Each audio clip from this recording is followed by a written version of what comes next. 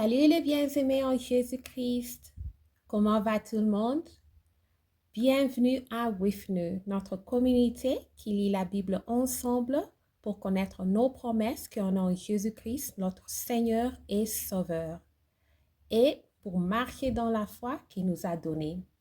On continue avec le livre de Thessaloniciens, chapitre 2. Comment Paul a exercé son ministère parmi les Thessaloniciens. Vous savez vous-même, frères, que notre arrivée chez vous n'a pas été sans résultat. Après avoir souffert et reçu des outrages à Philippe, comme vous le savez, nous brîmes de l'assurance en notre Dieu pour vous annoncer l'évangile de Dieu au milieu de bien des combats.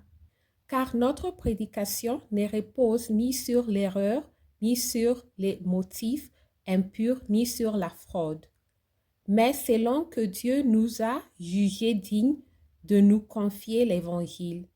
Ainsi, nous parlons non comme pour plaire à des hommes, mais pour plaire à Dieu, qui sonde nos cœurs. Jamais, en effet, nous n'avons usé de paroles flatteuses, comme vous le savez. Jamais nous n'avons eu la cupidité pour mobile, Dieu en est témoin. Nous n'avons point cherché la gloire qui vient des hommes, ni de vous, ni des autres. Nous aurions pu nous produire avec autorité comme apôtres de Christ.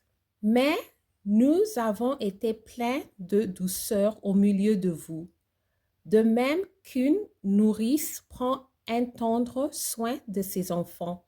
Nous aurions voulu, dans notre vive affection pour vous, non seulement vous donner l'évangile de Dieu, mais encore nos propres vies, dont vous nous étiez devenus chers. Vous vous rappelez, frères, notre travail et notre peine, nuit et jour. Je tourne la page. À l'œuvre pour n'être à charge à aucun de vous. Nous vous avons prêché l'évangile de Dieu. Vous êtes témoins, et Dieu l'est aussi, que nous avons eu envers vous qui croyez une conduite sainte, juste et irréprochable. Vous savez aussi que nous avons été pour chacun de vous ce qu'un père est pour ses enfants. Vous exhorta, vous consolant, vous conjura de marcher d'une manière digne de Dieu, qui vous appelle à son royaume et à sa gloire. C'est pourquoi nous rendons continuellement grâce à Dieu de ce qu'on réserva, la parole de Dieu, que nous vous avons fait entendre, vous l'avez reçue, non comme la parole des hommes, mais ainsi qu'elle est véritable comme la parole de Dieu, qui agit en vous qui croyez. Car vous, frères, vous êtes devenus les imitateurs de l'Église de Dieu, qui sont en Jésus-Christ dans la Judée. Parce que vous aussi, vous avez souffert de la part de vos propres compatriotes, les mêmes maux qu'elles ont souffert de la part de Juifs. Ce sont ces Juifs qui ont fait mourir le Seigneur Jésus-Christ et les prophètes qui nous ont persécutés, qui ne plaisent point à Dieu et qui sont ennemis de tous les hommes.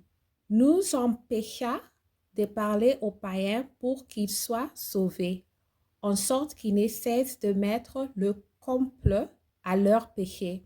Mais la colère a fini par les atteindre.